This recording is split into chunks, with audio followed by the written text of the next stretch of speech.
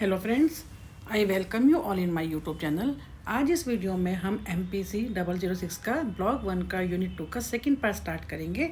इसमें हमने अब तक किया है कि जो डिस्क्रिप्टिव स्टैटिस्टिक्स होती है उसको हमने 2 पार्ट्स में डिवाइड किया है। 2 तरह से हम इसमें काम करते हैं।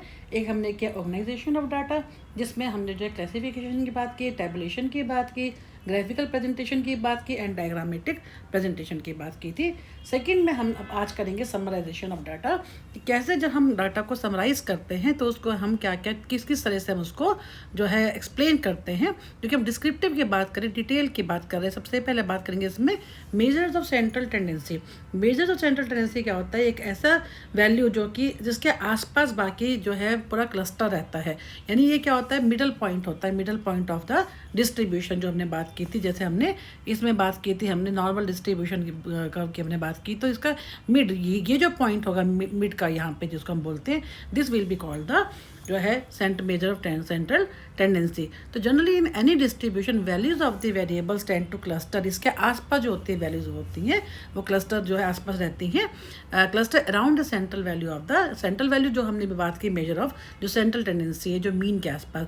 And this tendency of distribution is known as the central tendency and measures devised to consider this tendency is known as the measures of central tendency. ये इसका सिंपल मीनिंग हो गया।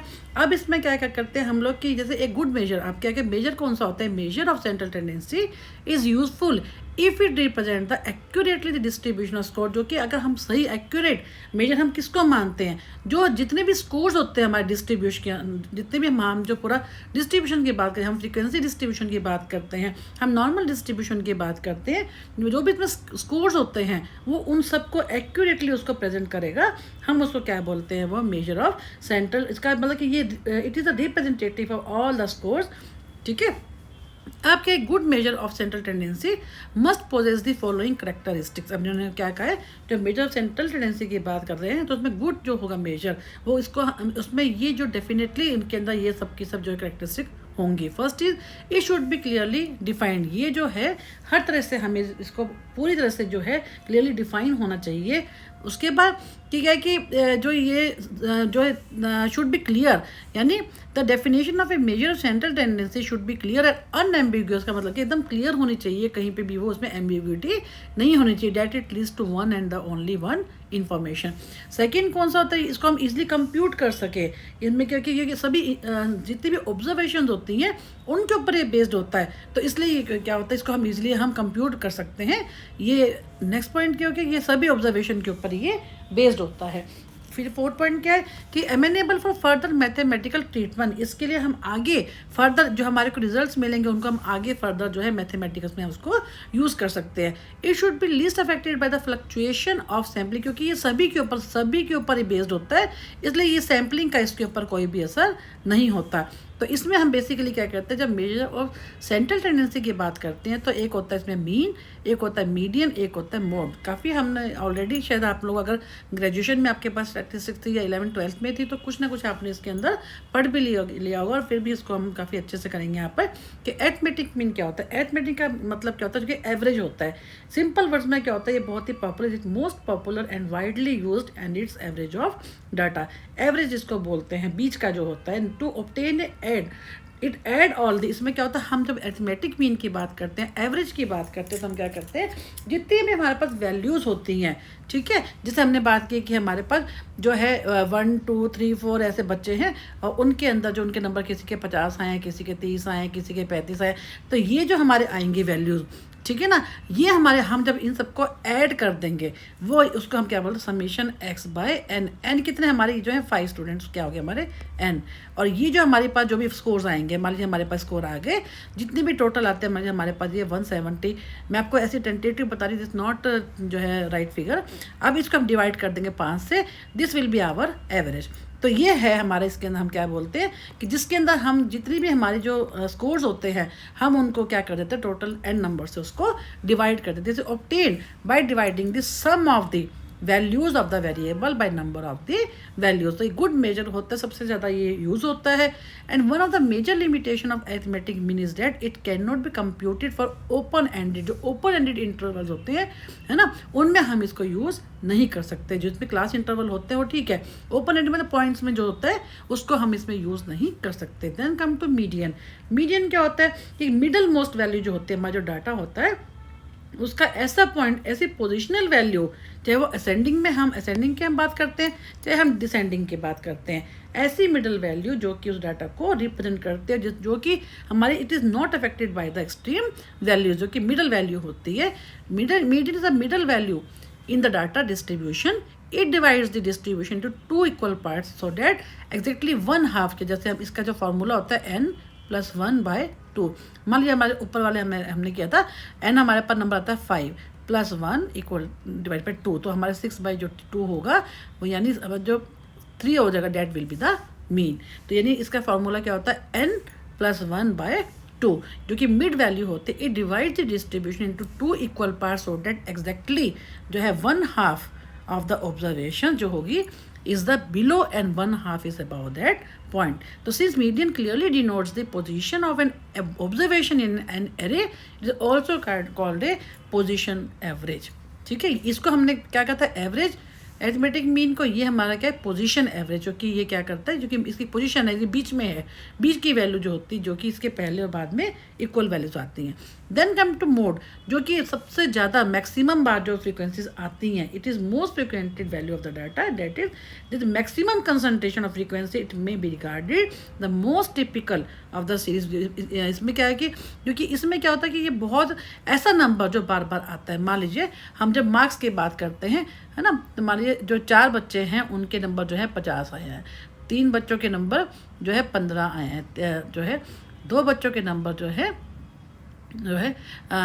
20 आए हैं। तो कहने का मतलब कि ये नंबर जो बार बार जो ये नंबर आएगा, यानी 4 बच्चों का बार बार जो है 50 नंबर आ रहे हैं, तो ये इस केस में हमारा क्या हो जाएगा, ये मोड हो जाएगा, जो कि वो नंबर, वो स्कोर जो बार बार रिपीट होते हैं, that will be called the mode. तो अब इसको करते हैं मेजर्स ऑफ डिस्पर्शन क्या होता है, जिसमें हमारा कितना डेविएशन है। डिस्पर्शन इस, अगर हम सिंपल वर्ड्स में क्या कहेंगे कि हमारा जो डाटा है कितना डिस्पर्स्ड है, कितना दूरी पे है, हमारा जो हमारे पास वैल्यू आती है, वो डाटा उससे वो जो वैल्यू है वो कितना डिस्पर्स्ड है, कितने दूसरे से जो हमारा स्कोर आ रहा है कितने दूसरे से अलग है, कितना दूरी पे है। By knowing only by mean, median and mode, it is not possible to have a complete picture of the set of data. उसके लिए हमें क्या करना पड़ता है कि कैसे जो मेजरमेंट्स होते हैं, वो जो बीच में जो मेजरमेंट है उससे कितना डिस्पर्स है हमारा data. It is possible that two sides of data with equal mean और median may differ in terms of their variability, यानी कितना वो दूरी पे है, कितना वेरिएबल, कितना में डिफरेंस है। Therefore it is essential to know how far this observation are scattered, कितनी आपस में, जैसे हमारा ये डाटा आता है कितना यहाँ पे, कितना यहाँ पे, कितना ये डिस्पर्स्ड है, उसके बेस पे हम देखते हैं कि हम कैसे इसमें हम स्कोर देखते हैं कि हम कैसे मेजर ऑफ डिस्पर्शन को यूज़ करते हैं। Therefore it is essential to know how far this observation are scattered from each other और from the mean। कैसे हो मीन हमारा क्या होता है, हमने जो किया था, मान लीजिए हमने जो है हमने इसकी बात की, ठीक है, ये हमारा मीन वैल्यू होगी, तो यहाँ का जो डाटा है कैसे कैसे जो है एक दूसरे से यहाँ से दूरी पर है, ये हमारा जो क्या होगा मेजर ऑफ डिस्पर्शन, जिसमें हम जो है स्टैंडर्ड डेविएशन की बात करते हैं, यहाँ पे ऊपर आएगा यहाँ पे स्टैंडर्ड डेविएशन। तो अभी हम इसके बारे में बात करते हैं। तो ये क्या होता है कि कितना जो हमारा डाटा जो है डिस्पर्स्ड है एक दूसरे के साथ। The most commonly use measures of dispersion are range हो गई, फिर एवरेज डेविएशन हो गया, क्वार्टरली डेविएशन हो गया, variance and standard deviation. First हम बात करेंगे किसकी, रेंज की। रेंज में हम क्या होता है, एक रेंज जिसमें क्या होता है सिंपलेस्ट मेजर होता है, जिसके अंदर हम क्या करते हैं कि ये डिफरेंस किसका होता है, लार्जेस्ट एंड स्मॉलेस्ट वैल्यू का, जो बीच का जो डिफरेंस होता है लार्जेस्ट एंड स्मॉलेस्ट का स्कोर का, it is the difference between the largest score and the smallest score in the distribution. तो it gives the two extreme values of the variable. A large value of range indicate the greater dispersion, और small value जो होगी वो क्या होगी हमारी smallest, यानी high value और लो वैल्यू का जो डिफरेंस है that will be called our range. की कितना हमारा जो डाटा है हाई वैल्यू और लो वैल्यू के बीच में कितना डिस्पर्स्ड है, कितना फैला हुआ है, तो ये हमारा रेंज क्या होगी, हाई वैल्यू माइनस जो है लोअर वैल्यू। फिर हम बात करते हैं एवरेज डेविएशन की। एवरेज डेविएशन क्या होता है कि एवरेज स्कोर से हमारा जो डेविएशन कितना है हमारे हर इंडिविजुअल का जो है, जो हमारा एवरेज स्कोर आया, एवरेज स्कोर हमारा कौन सा, जब हमारा जो मीन आया उससे हर इंडिविजुअल स्कोर को हम क्या करेंगे, उसके साथ मैच करेंगे।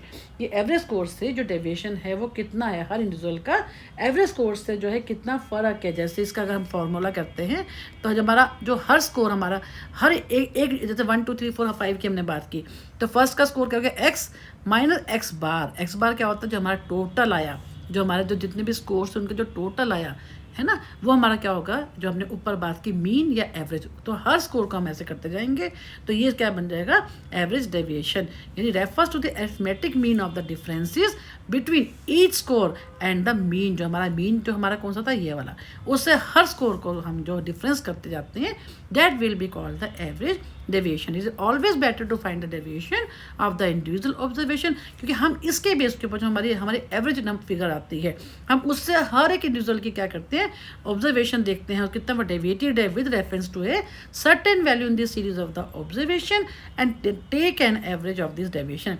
सिंपल है, जो हमारा मीन वैल्यू जो हम निकालते हैं, उस मीन वैल्यू से हम कैसे जो है हर एक इंडिविजुअल का हम स्कोर उससे डेविएशन को देखते हैं। मान लीजिए हमारा जो है हर इंडिविजुअल का जो स्कोर हमने बताया 1 2 3 4 5 स्टूडेंट्स है, ठीक है।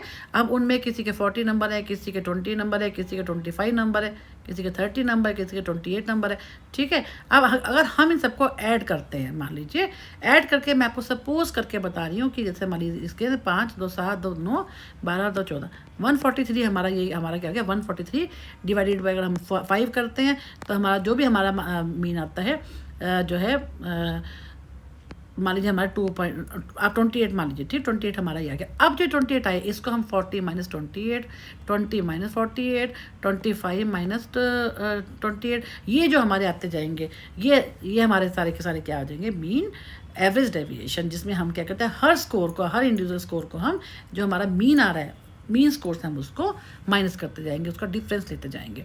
फिर हम बात करते हैं स्टैंडर्ड डेविएशन की। ये क्या होता है, सबसे ज़्यादा हम इसी को यूज़ करते हैं, जिसमें हम क्या कहते हैं, वही first find deviation of scores data from arithmetic mean, उसके बाद हम उसको क्या कर देते हैं, स्क्वायर कर देते हैं, यानी 10 divide the sum by number of scores. इसका क्या होता है, अगर सिंपल वर्ड्स में कहेंगे, square root is the of the variance. Square root क्या होता है, standard deviation. Instead of the actual values of the deviation we consider the square of deviation, कि कितनी जो स्क्वायर डेविएशन होती हैं वो हमारी क्या बन जाती है, हमारी वेरिएंस बन जाती है। अगर हम सिंपल वर्ड्स में कहते हैं तो इसका जो फॉर्मूला होता है स्क्वायर रूट का, क्या होता है हमारा, वेरिएंस का स्क्वायर रूट। यहाँ पे इन्होंने दिया भी होगा कि square root of this variance is known as the standard deviation and designated as the standard deviation. ये जो साइन है ये है हमारा स्टैंडर्ड डेविएशन का। स्टैंडर्ड डेविएशन क्या होता है, the square root of the mean of the square deviation of the individual observation from the mean. या हम इसको ऐसे भी कर सकते हैं, जो स्क्वायर रूट का इन्होंने कहा अगर स्क्वायर कर देते हैं तो वो क्या होता है, किसके इक्वल जाता है, हमारी वेरिएंस के बराबर आ जाता है। तो इसमें क्या होता है, इसमें पॉपुलेशन को हम किससे डिनोट करते हैं, आई से, और जो हमारी जो है if all the score have an identical value on a sample तो standard deviation will be zero. कि हम डेविएशन देख रहे हैं, अगर सबकी सेम वैल्यू आ रही है उस सैंपल के अंदर सारे स्कोर्स की, तो कोई डेविएशन है ही नहीं, तो ये क्या हो जाएगा, हमारा ज़ीरो हो जाएगा। तो कहने का मतलब ये है कि इसके अंदर स्क्वायर रूट में हम क्या करते हैं कि हम इसमें क्या देखते हैं कि सबसे पहले हम क्या कहते हैं, डेविएशन, हर स्कोर के हम डेविएशन निकालते हैं फ्रॉम अरिथमेटिक मीन से, उसके बाद हम उसको स्क्वायर कर लेते हैं। स्क्वायर करने के बाद then divide the sum by number of score. अब जिसको जब हम आगे हम सम करते जाएंगे तो आपको अपने आप ये सब चीज़ें समझ में आती जाएंगी। तो आगे हम बात करते हैं इसकी मेरिट्स क्या होती है। It is based on all observation, सब ऑब्जर्वेशन को हम इसमें लेके चलते हैं। ऑब्जर्वेशन जब हम लेके चलते हैं amenable to further mathematical treatment, क्योंकि सभी ऑब्जर्वेशन के ऊपर बेस्ड होता है। And of all measure of dispersion standard deviation less least, क्योंकि हम ये ओवरऑल ये सब ऑब्जर्वेशन को लेकर चलता है, तो इसलिए इसके अंदर सैम्पलिंग के ऊपर कोई भी सैम्पलिंग हम इसमें लेते ही नहीं। सैम्पलिंग की जो फ्लक्चुएशन होती है उसका इस पर कोई भी फ़र्क नहीं पड़ता, क्योंकि हम जब सारी ऑब्जर्वेशन को लेकर चल रहे हैं स्टैंडर्ड डेविएशन में, तो इसमें सैम्पलिंग की कोई भी फ्लक्चुएशन होती है उस पर इसका इम्पैक्ट नहीं होता। फिर बात करते हैं स्क्यूनेस एंड कुर्तोसिस, बहुत इंपॉर्टेंट है, 3 मार्क्स वाले में लगातार ये कई बार आया एग्जाम में। स्क्यूनेस क्या होता है, जिसमें हमारा जो कर्व होता है, जो नॉर्मल कर्व होता है, हमारा जो वेन आवर डिस्ट्रीब्यूशन कर्व जो होता है वो सिमेट्रिकल ना हो, मीन से एक ऐसी जगह पे थोड़ा सा वो ऊपर की तरफ उठा हुआ होता है, उसको हम इट इज, यहाँ इसको सिंपल वर्ड्स में क्या कहेंगे, it is the degree of asymmetry of the distribution where scores are connected at one end, जिसमें क्या होता है कि ज़्यादा वो वेरिएबल होते हैं, स्कोर ऊपर की तरफ होते हैं। Skewness is the degree of asymmetry in the distribution. In some frequency distribution, scores are more concentrated at the end of the scale. Such a distribution is called as skewed. The skewness refers to the extent to which a distribution of data point is concentrated at one or the other. Skewness and variability, मैं आपको simple words में बता दी हूँ कि इसमें अगर हम skewness की बात करते हैं, इसमें आप इसको अपने वर्ड्स में भी इसको कर सकते हैं। स्क्यूनेस जब हम बात करते हैं नॉर्मल डिस्ट्रीब्यूशन कर्व की, तो हम सिंपल इसको ऐसे करते हैं। थोड़ा मेरे को क्योंकि ये इस पर बनाना थोड़ा मुश्किल होता है, तो मैं आपको एक मोटा मोटा वैसे आपको कोशिश करती हूँ उसको टिक से ड्रॉ करने की। जैसे हमने यहाँ ये हमारा क्या हो गया, नॉर्मल डिस्ट्रीब्यूशन कर्व, ठीक है। अब हम जब बात करते हैं स्क्यूनेस की, तो स्क्यूनेस के अंदर हम जब बात करते हैं तो इसमें जो हमारी कर्व होती है ये क्या कहती है, इस नॉर्मल कर्व से ऊपर की उठी हुई होती है, ये ऐसे होती है, ये हमारा क्या होगी, थोड़ा ऊपर की तरफ होगी। फिर नीचे कुर्तोसिस, कुर्तोसिस का मतलब क्या होता है, जो थोड़ा नीचे की तरफ होती है, जिसके अंदर ऊपर नहीं होती ऊपर से, बल्कि जो नॉर्मल कर्व है उससे जो हमारी कर्व है वो नीचे की तरफ यहाँ आती है, ये हमारी क्या होती है, कुर्तोसिस, जिसके अंदर हम इस टाइप से बनाते हैं, ठीक है। तो स्क्यूनेस में क्या होता है कि हमारी जो नॉर्मल कर्व है उससे थोड़ा ऊपर की, जो उसकी पीक जो होती है थोड़ा ऊपर की तरफ होती है, यानी it is the degree of asymmetry of the distribution where scores are connected at one end of the scale. और ये क्या होता है, ये बहुत ज़्यादा वेरिएबिलिटी को दिखाता है, और जिसमें क्या होता है हमारी जो पीक होती है नॉर्मल कर्व की उससे ऊपर जाती है, नॉर्मल कर्व नीचे रहता है और ये उसके ऊपर जाती है। कुर्तोसिस में क्या होता है, जिसमें पीकनेस जो होती है वो फ्लैटनेस की हम बात करते हैं, जैसे मैंने अभी आपको बताया कि नॉर्मल कर्व से नीचे की तरफ, the term kurtosis refers to the peakness और फ्लैटनेस, यानी फ्लैट हो जाती है हमारी, जो जैसे हमने अभी आपको बताया ये जो है ऐसे यूं करके ऐसे हो जाती है फ्लैट, जबकि हमारा जो नॉर्मल कर्व होता है वो हम जब हमने बात की है ऐसे होता है, ठीक है ना। आप इसको मतलब कि आप समझ सकते हैं, मैं थोड़ा मेरे लिए बनाने में इसमें थोड़ा रिकॉर्डिंग में मुश्किल होता है आईपैड पे। तो इसमें क्या होता है कि कुर्तोसिस में क्या होता है कि रेफर टू पीकनेस और फ्लैटनेस में, फ्लैटनेस की हम बात करते हैं कि कैसे फ्लैट हो जाती है हमारी जो जो है उसकी पीक जो होती है फ्लैट हो जाती है when compared with the normal distribution curve. तो कुर्तोसिस में क्या होता है कि मेनली क्या होता है कि जो पीक फ्लैट होने के कारण जो होता है नॉर्मल, आपको बस ये याद रखना है कि नॉर्मल डिस्ट्रीब्यूशन से ऊपर जो हमारे जो कर्व की जो पीक जाती है ऊपर जाती है, that will be called the skewness, और जब उसे नीचे आती है और फ्लैट हो जाती है देन हमारा क्या बन जाएगा, वो पीक जो होगी वो कुर्तोसिस बन जाएगा। If a distribution is more peak than normal, अगर ज़्यादा पीक्ड है तो हमारा क्या हो गया, लेप्टोकोर्टिक, है ना, ज़्यादा है this kind of peakness implies then in a thin distribution. इसको आप छोड़ दीजिए कि मेन एग्जाम में स्क्यूनेस एंड कुर्तोसिस ये आता है। अगर पीक बहुत ज़्यादा मोर पीक्ड है, मतलब कि जो नॉर्मल चीज़ हम जो बात करते हैं तो बहुत ज़्यादा ऊपर है, then it will called the leptokurtic. और जब हमारा नॉर्मल डिस्ट्रीब्यूशन कर्व है उसको हम क्या बोलते हैं, प्लैटिकोर्टिक, जो कि if a distribution more flat than the normal, ज़्यादा फ्लैट होता है, बिल्कुल जैसे हमने जो नॉर्मल की बात की उससे ज़्यादा बिल्कुल ऐसे हो जाता है flat, this will be called the platykurtic. और नॉर्मल कर्व हमारा क्या होता है, मेसोकोर्टिक। जो नॉर्मल कर्व को हम क्या बोलते हैं, नॉर्मल कर्व हमारे क्या होता है, मेसोकोर्टिक। जब बहुत ज़्यादा अप हो जाता है, उसकी पीक बहुत ज़्यादा हाई हो जाती है तब हम लेप्टोकोर्टिक बोलते हैं, बिल्कुल ही फ्लैट हो जाता है तब प्लैटिकोर्टिक बोलते हैं, और पीक ज़्यादा होती है लेकिन नॉर्मल से थोड़ी सी ऊपर होती है then it will be called the skewness. And जब फ्लैट होती है देन नॉर्मल कर्व बहुत ज़्यादा फ्लैट नहीं होती then it will be called the kurtosis. तो ये एग्जामिनेशन पॉइंट ऑफ से बहुत इंपॉर्टेंट है। अब हम बात करेंगे advantages and disadvantages of the descriptive statistics. अब हम डिस्क्रिप्टिव की हम यहाँ तक हमारा जो था वो डिस्क्रिप्टिव स्टैटिस्टिक्स था जो हमने अब तक पढ़ा।